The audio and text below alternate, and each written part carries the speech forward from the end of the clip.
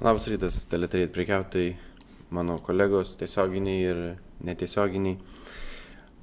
Sveikinu visus su penktadieniu, saulėtų penktadieniu, gražių savaitgalių, šiltų artėjančių. Na, bet šiandien reikia dar dirbti ir nusimato darbo gan daug.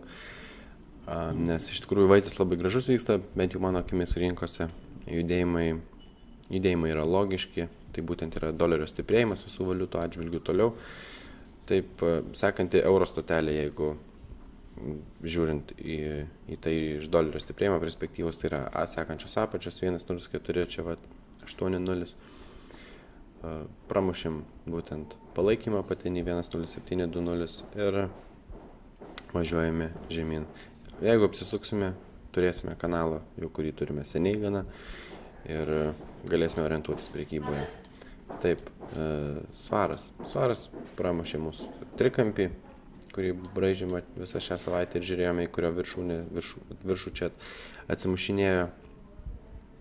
Na, sekanti žemuma yra ne taip ir žemai, čia 30 punktų žemiau, tai yra labai logiška pasiekti.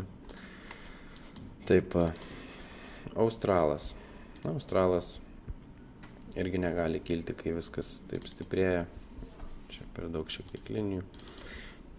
Vėlgi, jeigu pramušau movingą, čia viskas apsisukinės, pradės važiuoti žemyn, lauksiu korekcijos ir įeidinėsiu į pardavimus. Kanada irgi sekantis būtent tikslas pasiekti yra štai čia 1.2660 kažkur. Vakar šiek tiek pasikoregavo čia nežymiai, bet tiesiog akyse matome, kaip doleris stiprėja ir stiebėsi į viršų. Tai frankas, taip lygiai taip pat kaip ir euras prasimušė savo palaikymus praeitus ir važiuoja į viršų, būtent siekiai kaip eurų į apačios, taip frankui atvirkščiai į viršūnės 1.0114. Aišku, čia dar važiavimo ne kaip svarui 30 punktų, ganėtinai daugiau, keli šimtai. Tai, reikia stebėti situaciją, laukti korekcijų ir užeidinėti prekiauti.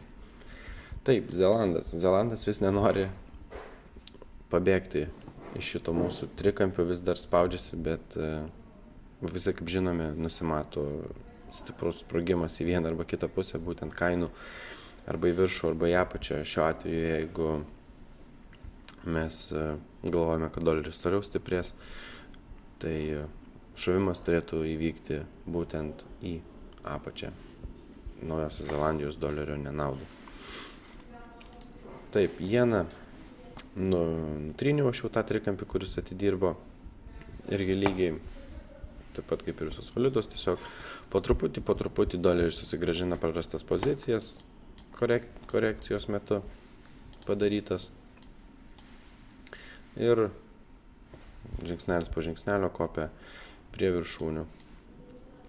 Čia viršūnės turime gan stipres 1.2150, dar 100 punktų, tai laiko yra, korekcijų irgi turėtų būti, įeiti reikia tik nepražiopsoti progų.